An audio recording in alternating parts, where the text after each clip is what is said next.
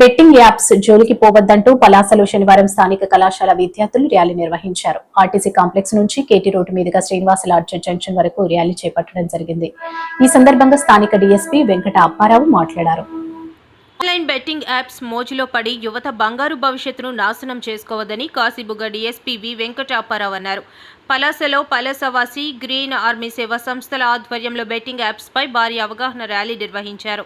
Say no to betting apps అంటూ నినాదాలు చేస్తూ ముందుకు సాగిన ర్యాలీలో కాలేజ్ విద్యార్థులు, విద్యార్థి సంఘాలు, సేవా సంస్థలు, పోలీసులు పాల్గొన్నారు. ఈ సందర్భంగా కాశీబుగ్గ డీఎస్పీ వి వెంకట అప్పారావు మాట్లాడుతూ బెట్టింగ్ యాప్స్ మాయలో పడి పలాసకు చెందిన ఓ యువకుడు అప్పుల పాలై దొంగతనాలకు పాల్పడి చివరకు కటకటాల పాలైన సంఘటనను గుర్తు చేశారు. రాష్ట్ర ప్రభుత్వం బెట్టింగ్ యాప్స్ పై సీరియస్గా ఉందని, జిల్లా ఎస్పీ కేవి మహేశ్వరరెడ్డి ఆదేశాల మేరకు బెట్టింగ్ రాయుళ్ల కోసం జల్లెడ పడుతున్నామన్నారు.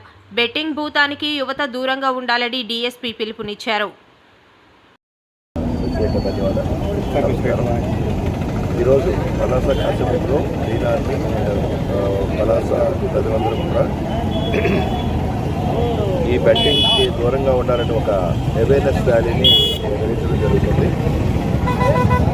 నిర్వాహకులు కూడా సామాన్య ప్రజలే, కానీ వారు 10 మందిని మంచి మార్గంలో నడపాలనే ఉద్దేశంతో తప్పుతోవలో ఉన్న వారిని మనందరిలో అవేర్నెస్ క్రియేట్ చేయాలనే ఒక దృఢ సంకల్పంతో ఈరోజు చాలామంది స్టూడెంట్స్ వాలంటరీగా వచ్చారు, చాలామంది ప్రజలు వచ్చారు, రాజకీయ నాయకులు వచ్చారు.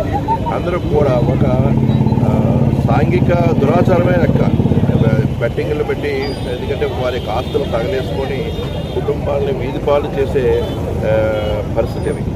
ఈ విధంగా ఈ మధ్యకాలంలో బెట్టింగ్స్ యాప్లోని బాగా డబ్బులు పోగొట్టుకుని చనిపోయిన వాళ్ళు, దొంగలుగా మారివారు కూడా మీరు చూశారు, ప్రెస్ వచ్చింది.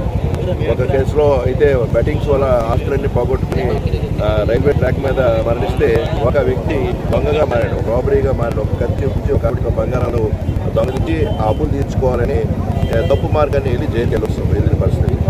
సో ఏదైనా మనం ఏంటంటే కష్టపడి సంపాదించుకున్న డబ్బు మనకి సంతృప్తినిస్తుంది, ఆనందాన్ని ఇస్తుంది. మనం ఏంటంటే సొసైటీలో గౌరవంగా బతుకులు అవుతుంది. ఈ తప్పు మార్గాల ద్వారా, బెట్టింగ్ల ద్వారా అయితేనేమి, ఇంకా లోన్ యాప్లో కానీ ఏదో చీటింగ్లు కానీ ఇతర యాప్స్ ఉపయోగించుకుని ఏవో డబ్బులు అక్రమంగా సంపాదించాలి, కానీ ఇలాంటి సులువుగా డబ్బులు సంపాదించాలనే ఆలోచన అనేది చాలా అది ఒక సంఘంలో అత్యంత నీచమైన పరిస్థితి చెప్పాలంటే. ప్రజలందరూ కష్టపడి మంచి మార్గంలోని విద్యావంతులు అయ్యి మంచి జాబ్స్ తెచ్చుకొని అది మంచి మార్గదర్శకంగా ఉండాలి తప్ప అది సొసైటీని పాడు చేసి 10 మందిని ఆ రూట్లో వెళ్ళే విధంగా చేయకూడదు. ఈ మధ్యకాలంలో మీరు కూడా అనేక మార్గద్రవ్యాలు చాలామంది అనేక రకాలైన ఇబ్బందులు పడుతున్నారు.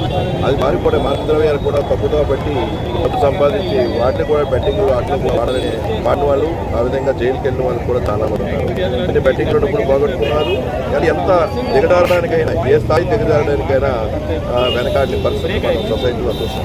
కాబట్టి మీరందరూ కూడా, ప్రజలందరూ కూడా పోలీస్ డిపార్ట్మెంట్కి సహకరించి ఒకవేళ బెట్టింగ్ నిర్వహిస్తున్న వాళ్ళు కానీ, బెట్టింగ్ ఆడిన వాళ్ళు కానీ వాళ్ళు నాకు సమాచారం ఇస్తే మేము తప్పనిసరిగా దాంట్లో చేయడం. ప్రజల ఆధారం లేని పోలీసులు ఏ పని చేయలేదు, సొసైటీని బాగు చేయడంలో బాగా నిర్వహించండి. పోలీస్ డిపార్ట్మెంట్ అనేది బాగా నిర్వహిస్తుంది. ప్రతి ఒక్కరూ కూడా